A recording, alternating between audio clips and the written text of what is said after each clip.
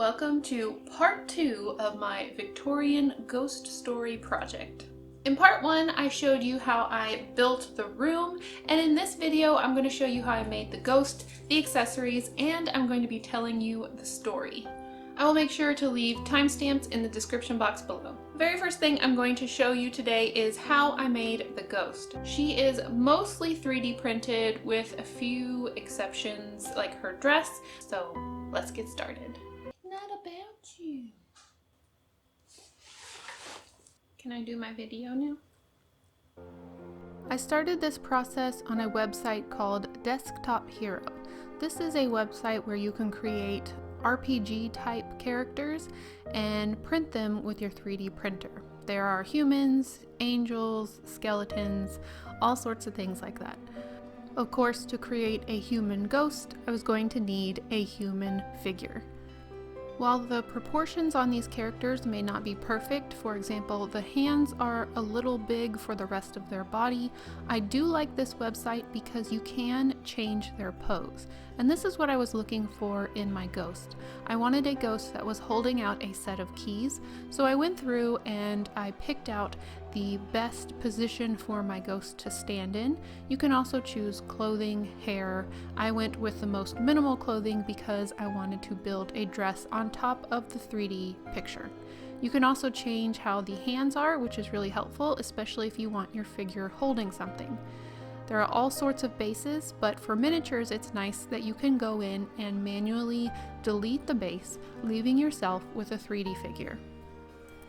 There is a small price to download these, but once you have it downloaded, you can put it into another 3D program. This is Tinkercad, which is a free program that you can use online.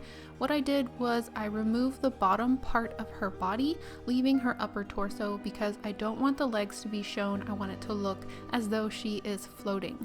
I also took this opportunity to put a hole up inside of the torso so that I could insert a light later on so that she would look as though she was glowing.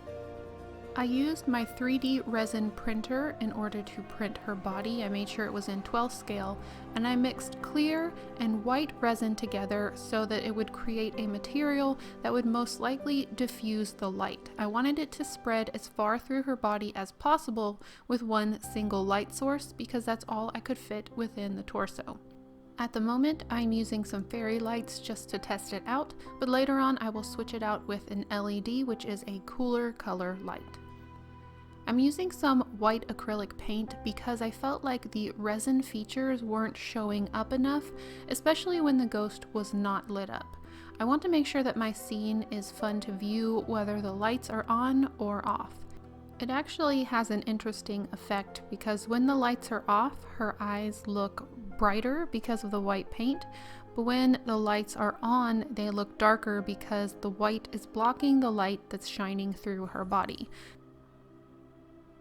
I made sure to add paint to anything that I wanted defined, like her face, some of her hair, and I even painted the tips of her fingers.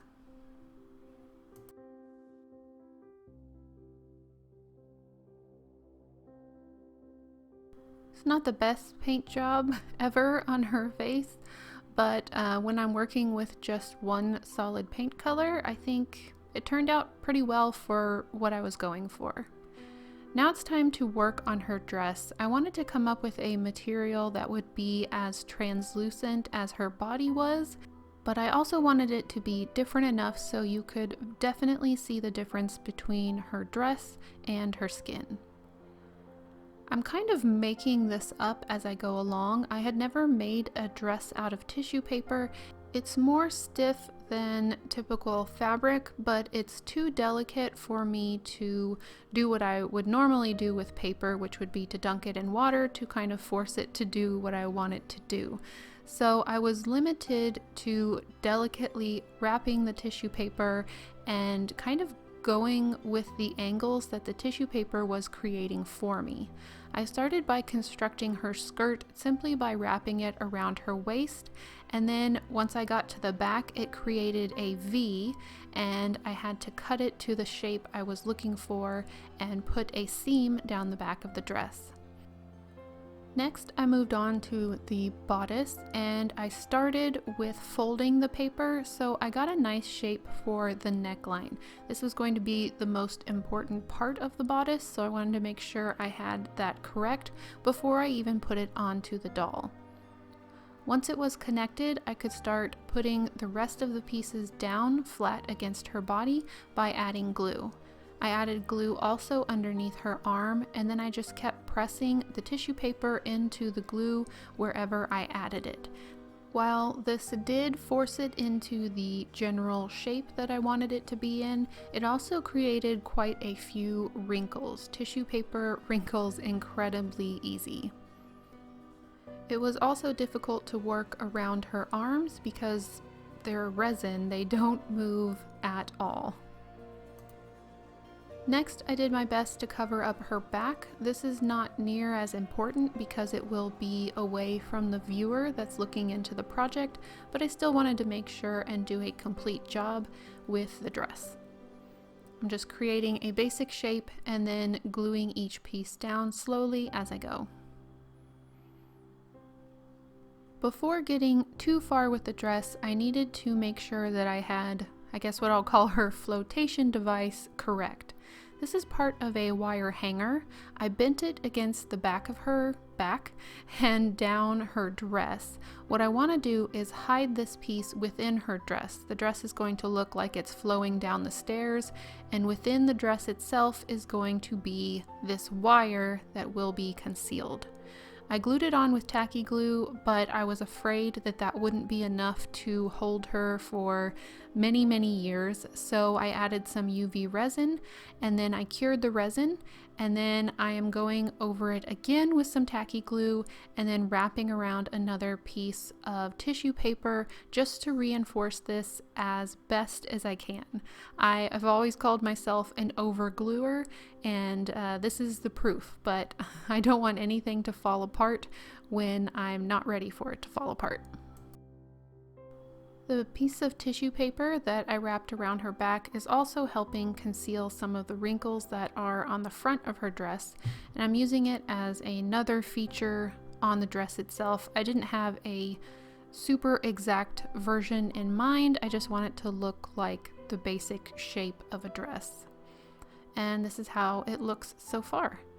When it came to her sleeves, I wanted to make something a little bit more otherworldly or ghostly, so I took strips of tissue paper and glued them on one at a time, crisscrossing them kind of in a braided form and allowing them to hang over her arms. So it does look like she has some type of sleeves, but they're also a little bit wispy and ghostly. In the same idea, I went to the bottom of her dress and just started snipping away with my scissors, trying to get cuts of different sizes and different depths.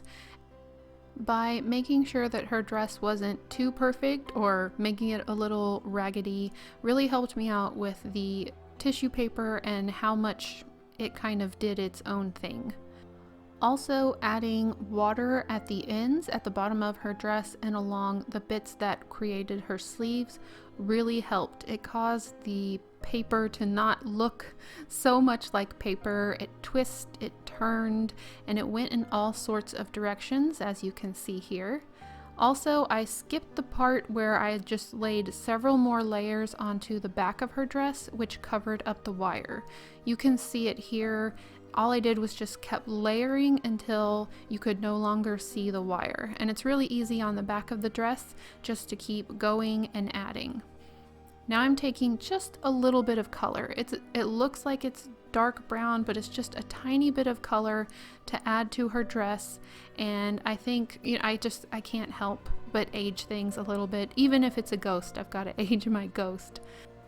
But this is basically how I made her, and when we get a little further into the video, I will show you how she sits inside the project and explain how I installed her into the project. But so far, I'm pretty happy with the results. Now that we have our ghost, we have to make a few accessories that will help with the story later on. Back when I was looking for some battery lighting for my Addams Family house, I came across this chair on the miniatures.com website. It's a kit from Krisenbahn and it was $6. I couldn't pass it up, and it's literally called a Victorian cane seat chair, which I thought would be just perfect for this scene. It's made from plastic, but as you can see, there are so many tiny details that would be pretty difficult to do by hand. I did get a little worried that they suggested stain for this chair, and I don't typically work with stain, so I'm going to be covering this with some Mr. Super Clear, which is basically just a plastic primer that really helps the paint stick. I'm going with my typical brown. I love brown. I put brown on everything, but I think it's definitely appropriate for this seat. And this was just a really fun little project to put together. I personally really enjoy kits. I feel like sometimes miniatures can bog me down when I'm making every single thing by hand, because it's a lot of planning, it's a lot of measuring and cutting. And when you do a kit, a lot of the initial brain work is kind of taken out of it. And that's just really refreshing sometimes. I really like just sitting down, knowing that I'm going to be able to put something together in a short amount of time, and I didn't have to measure everything over and over again. I know I'm not going to have to recut anything. It's just going to go together and it's going to look right.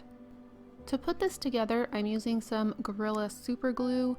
They suggested a different type of glue that I didn't recognize. I didn't know what it was, but the Gorilla Super Glue seemed to work really well. And everything in this kit snapped together easily. I highly suggest Krisenbahn. I've used their kits before, so if you are looking for some fun kits that bring in a lot of detail and that are designed really well, I definitely suggest looking up Krisenbahn. I've made a few of their kits and they're always fun.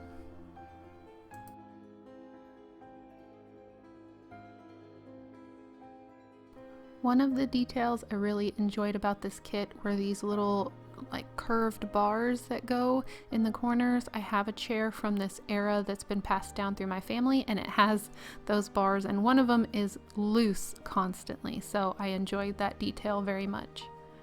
I went back with some dry brushing. I had to make sure that those details stood out, and even though this is going to be in the very back of the scene, I wanted to do everything I could to just really help this little chair shine. So that's it for this little Krisenbahn chair. I think it's really cute, but I also think it's going to need a desk to go with it. This desk is one I've had in my collection for a while. As you can see, I have already aged it for a previous project. It has a lot of water damage aging. I did that on purpose, but I've never really liked this pedestal on the bottom. I much prefer the desk to have legs, so pardon the aluminum foil. I hope it's not blinding you too much, but I'm going to be using acetone to melt away some of the glue, and I needed to protect my work surface or else the lines on my work mat start to disappear from the acetone. I'm using a cotton swab to soak up the acetone, and then I'm pushing it onto the piece, letting it go down into the cracks. I realized quickly that I was going to have to remove the pedestal, which is a peg inside the piece that's actually glued to the bottom of the desk. That came off fairly easy, but the next piece didn't come off so easily. This footage is sped up a lot, but I went back and forth several times with adding acetone and pulling on it with the pliers until finally it did come off. And now I'm just left with the desktop, of which I can add some legs. And these pieces are going to be set to the side, and I can make a side table or a plant stand later on. I didn't have any pre-made legs to add to this desk, so I've decided to make my own with the laser cutter. I first had to decide how tall I wanted the desk to be. I laid the desk on top of my sketching paper and made a 2-inch space where I could draw the legs within it, and I would know that they would be about the height that I wanted them to be. In the end, I think they might be a little bit tall, but I think it works for the space. I used my laser cutter and I put the design in there, kind of eyeballing it. As you can see, it's not exactly the original drawing I had, but I'm still learning how to use Inkscape. Here are the 3 pieces that are going to make up each leg, the original middle shape and then 2 skinnier shapes that go on either side. I think it makes the leg just look a little bit more ornate. I'm going to be making 4 of these, obviously, so I have 4 legs that go on my desk, and with the laser cutter it goes pretty quickly. Now it's time to glue them on and let them dry for a very, very, very long time.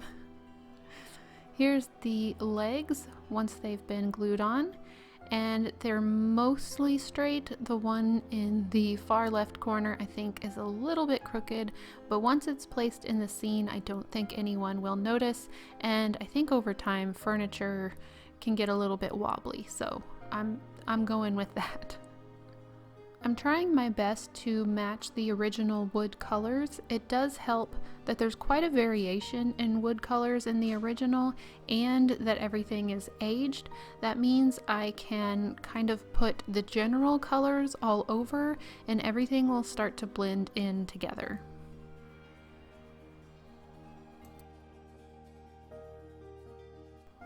I'm pretty happy with the outcome of the desk, and I'm very happy that I was able to reuse a miniature for a brand new scene.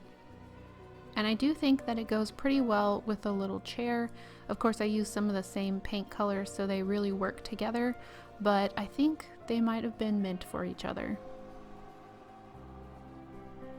Now that the chair has a desk, the desk needs a book. This is a book I made a while ago and I've had it on my shelf, so I decided to repurpose it for this project. I think I made it as a sample for a student at one point, so it's never really had a home. It's supposed to look like a journal that's laying open, so this is going to be absolutely perfect for what I have in mind. I'm just using some watered down brown acrylic paint to age the sides and add some water spots. The ink on the page kind of ran a little bit too, so it turned out perfect. One other thing I wanted to add to this project was a painting. I love painting. It's one of my favorite things to do in art besides miniatures. And I had painted this lady that you're about to see. I'll show you kind of a speed paint while I'm showing you how I framed it for this project. And I'm not quite sure I'm going to leave it in the project. And whenever I'm not quite sure about something, I just don't glue it down. I find a way to put it in temporarily. I'm thinking I might shrink it down later. I think it's just a little bit too big, but you can let me know what you think. I'm going to show you 2 things at once here on the screen. I'm going to show you the painting of this piece because I recorded it for Instagram, and I'm also going to show you how I framed it. This is a frame that I just had in my collection. It is a very cheap dollar store frame. You can see that it's plastic. It's got those plastic little turny things on the back that hold the glass in place. The glass is long gone, but I feel like it will work for an ornate miniature frame. This does end up being quite a large frame, and this is why I kind of hesitate in putting it into my project and may end up redoing it later. However, it does kind of end up in the back of the scene, and so once you view it, you'll have to let me know in the comments what you think, if it's kind of overpowering or if it works because it's so far away. In order to put this piece into the frame, I just cut out a piece of chipboard and then I cut the painting to the right size. I needed this because I need a backing for the paper. It's just cardstock paper, and so it won't hold up very well over time if it's not supported by something a little bit stronger.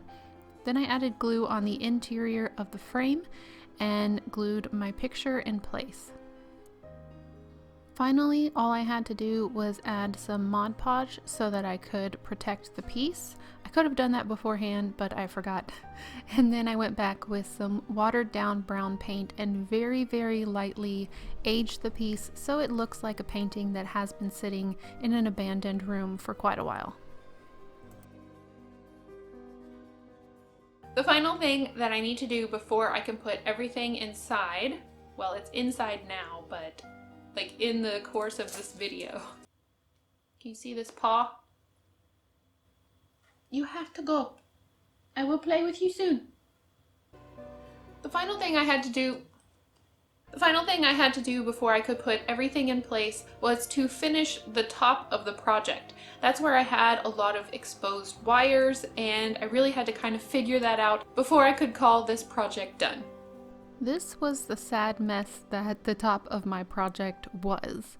I had created the ceiling on the interior, and the top of the staircase was cut off. You can see the wires that are coming from the chandelier and the two lights that are on either side of the door coming up and meeting here. This is my plug.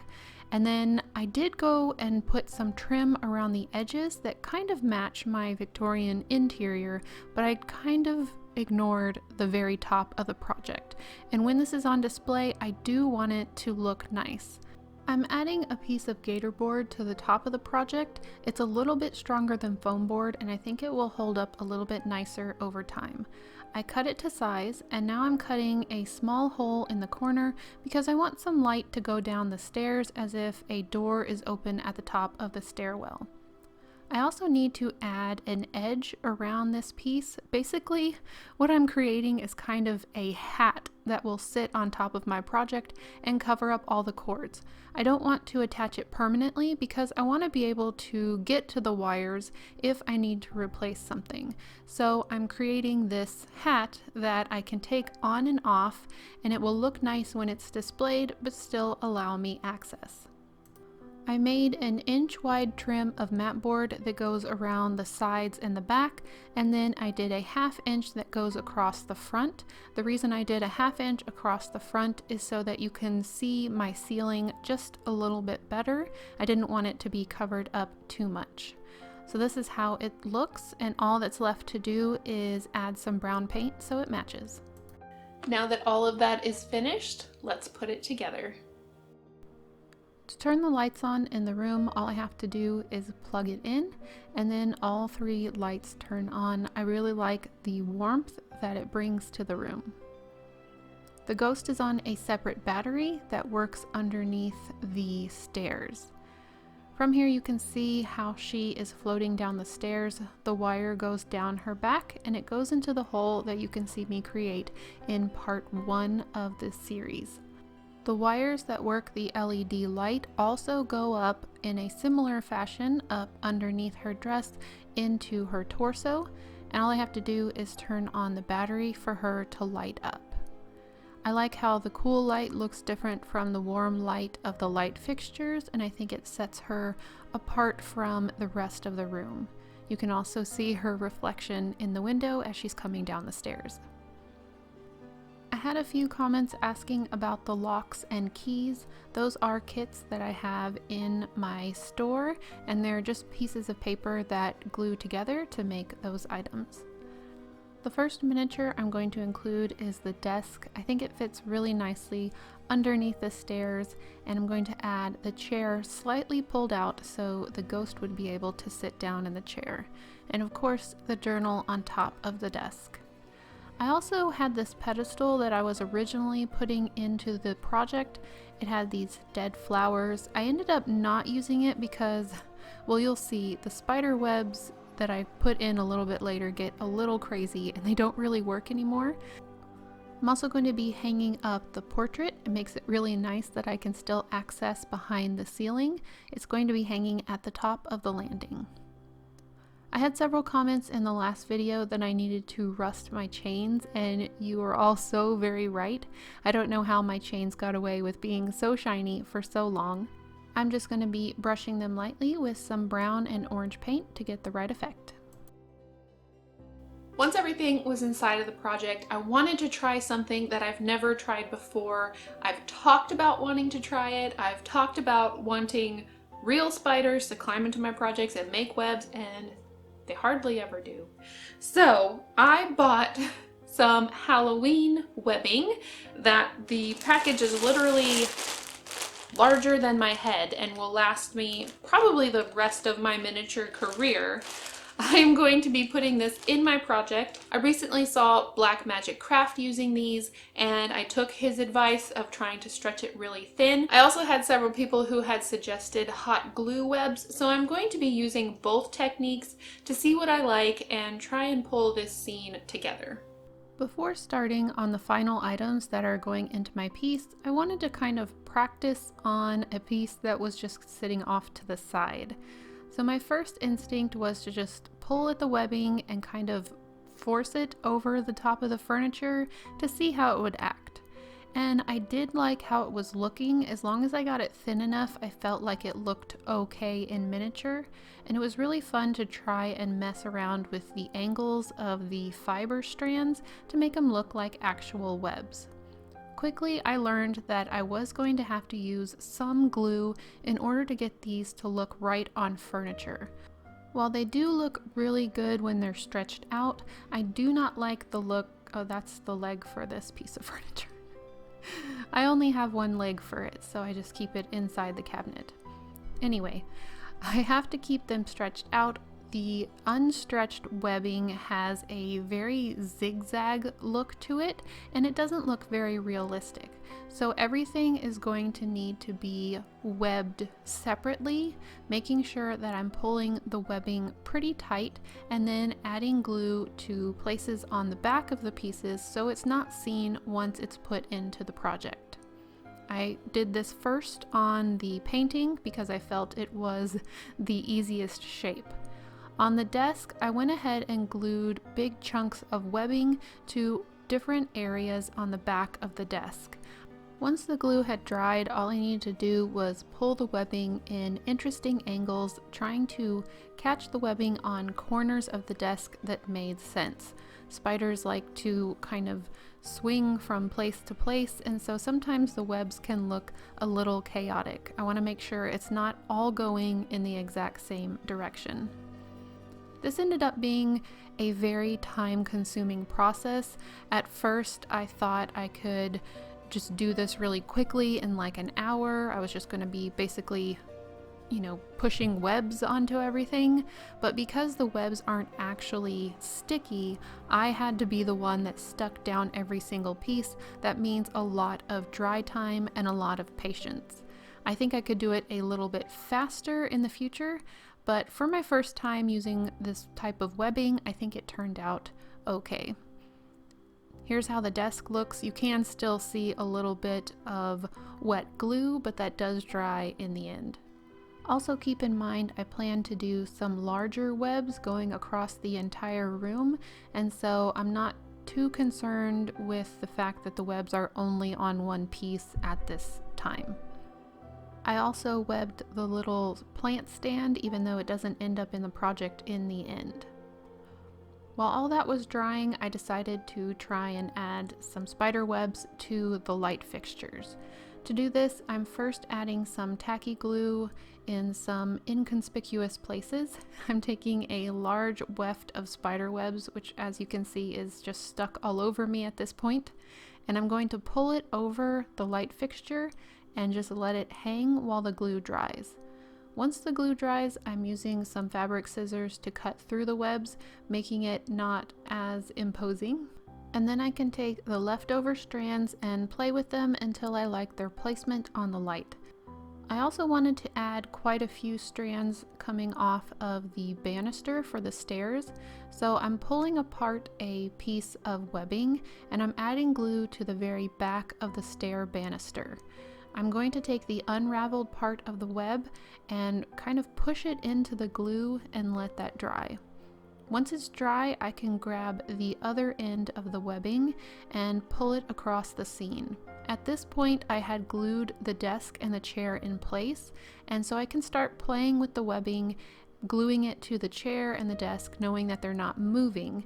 And this will bring a little bit more realism as everything's kind of connected. They shouldn't have moved over the years, so it makes sense that spiders would have built webs attaching everything together. After the fiber webs were in place, I really wanted to try using the hot glue gun technique. So I got out my hot glue gun and a sharp tool that kind of has a needle point on one end. I'm just using it to touch the very end of my hot glue gun where the melted hot glue is, and then I'm going from light piece to the wall. I'm just touching all over, and wherever the hot glue touches, it starts to attach. There was a little bit of a learning curve to this, and I'm not quite sure it's my favorite way to do webs, but it was able to get those very long spider web strands that you often see going from light fixtures to the wall or between light fixtures, and the fiber webbing was not able to do that. There was also a difference in texture. The hot glue webs were shiny and the fiber webs were matte, and so it was interesting to see those two together. I think they work together. I really like having a lot of differences in there. I think it makes it a little bit more interesting to look at, and it definitely looks like a spider has been busy.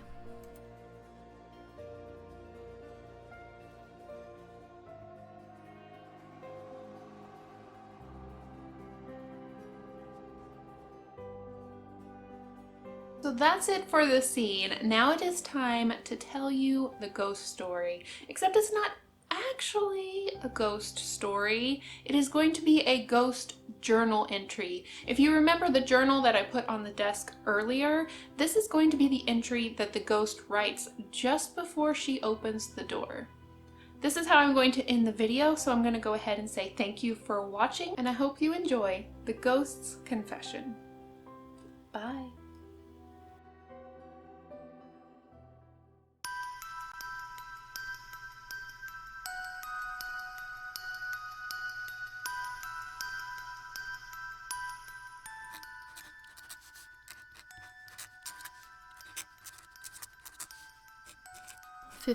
July 2034. Dear reader, I am writing this journal entry to mark a historical event. It may seem trivial at the moment, but I know this single act will impact the future forever. I know not yet if this document marks the beginning of peace, or if it will act as my confession. Either way, I am out of choices, and this is my only option. There has been a danger rising, a dark shadow with sharp teeth and an unquenchable hunger. As opposed to previous threats in this world, this creature not only endangers the living, but also the dead. In the past, we've been able to ignore the death and destruction happening in the living realm because it never touched us. We had already faced our foe or famine. However, this new threat not only feasts on flesh and bone like a sizzling fillet, but sucks up souls like a fine wine. We are all in danger, and we must all pull together if we are to make it through. However, this presents a problem. The living and the dead have a very poor history of communication. When the living try to contact us, we are met with screams and fear if we respond. And any time we ourselves have tried to communicate on our own, our message is always misinterpreted or written off as a fluke. While there have been those who claim to communicate through the division of our kinds, none have been able to consistently interpret and could not be counted on to send a message this dire and this urgent with any accuracy. The living and the dead must work together. We, the dead, seem to be the only ones who can see these shadowy creatures moving through the lands, and I fear the living are the only ones who may have the power to stop it. How can they stop it if they can't see it? And how can we sit idly by watching the carnage? I can only see one solution, and it strikes fear in what is left of my soul. There is but one creature I know of that can stand in this divide and aid in our communication. One creature left of its kind, and it has been locked away in my home for over 100 years. He is neither dead nor alive, or perhaps he is both. Whatever he is, I have vowed to protect the seal that was placed over the blessed locks holding him back, And now I, the only one who knows of his existence, who knows of his past deeds, who knows of his horrifying abilities, am considering releasing him into this world. I know not why my father did not just plunge a stake through his heart all those years ago when he had a chance.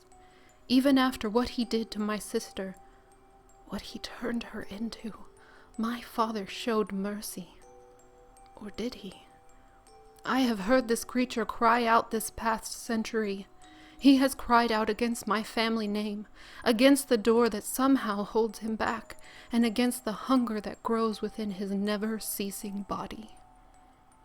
Whatever my father's reasoning, this creature is now at a pathetic point, and may be willing to strike a bargain. He knows I am here. He has tried without success to convince me to unchain his prison. I know he can communicate with me in my spirit form, just as he did when he wooed my sister's flesh and bone.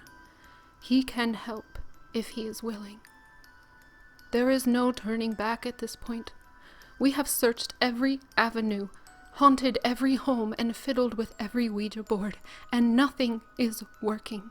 We need a clear and direct mouthpiece to the living. And here is where I write my apology, dear reader. At the end of writing this passage, I shall return to the hiding place that holds the keys to the blessed locks. Once they are removed, he will be free to roam and cause destruction amongst the living that he so desires to drain. I am so sorry for this. I do hope that when these words are found, you will understand I am choosing the lesser evil. You may see it as trying to save my own soul, and you may be right. I cannot tell anymore, but I do know I cannot watch this entire world be devoured any longer. It is common practice for one to sign their own confession, lending their name to their own wrongdoings. However, in this place of solitude, I am allowing one last self-indulgence by not signing this journal entry with my own name. The soul that once bore my name would never release these locks. The soul that once bore my name would never dishonor her own beloved sister in this way. So, I will take on a new name and sign with that instead. With all sorrow and trepidation, the languished lady of the house.